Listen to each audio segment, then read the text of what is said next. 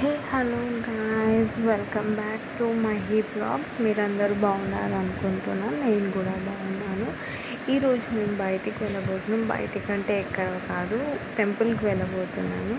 ఇబ్రాహీంపట్నంలో ఉన్న ఒక అలంపూర్ ప్లేస్లో శ్రీ సారల మైసమ్మ అమ్మవారి టెంపుల్ ఉంది. సో అక్కడికి వెళ్ళబోతున్నాను, చూడండి. అండ్ అక్కడ అమ్మవారు చాలా బాగుంటుంది. ఒకసారి మేము ఆల్రెడీ వెళ్ళాము, మళ్ళీ సెకండ్ టైం మా బాబు పుట్టినాక వెళ్తుంది. అక్కడ మీకు కనిపిస్తుంది చూడండి స్టెప్స్ అవన్నీ. అక్కడి పైకి వెళ్తేనేమో అక్కడ దుర్గామాత ఉంటుంది.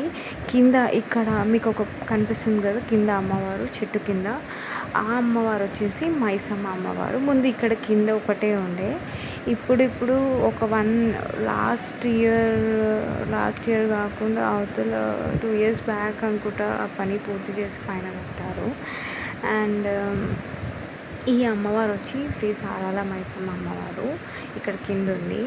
పైకి వెళ్తాం కదా, పైన వచ్చేసి దుర్గామాత ఉంటుంది.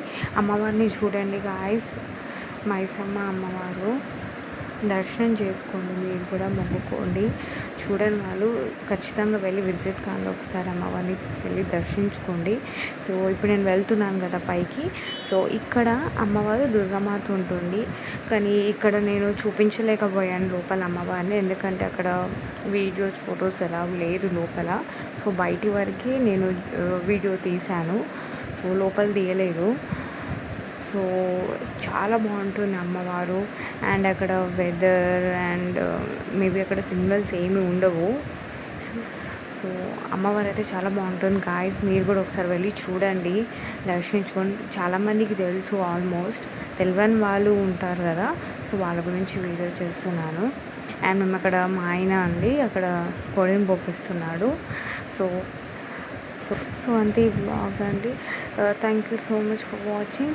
Share, likes, comment and subscribe to my channel.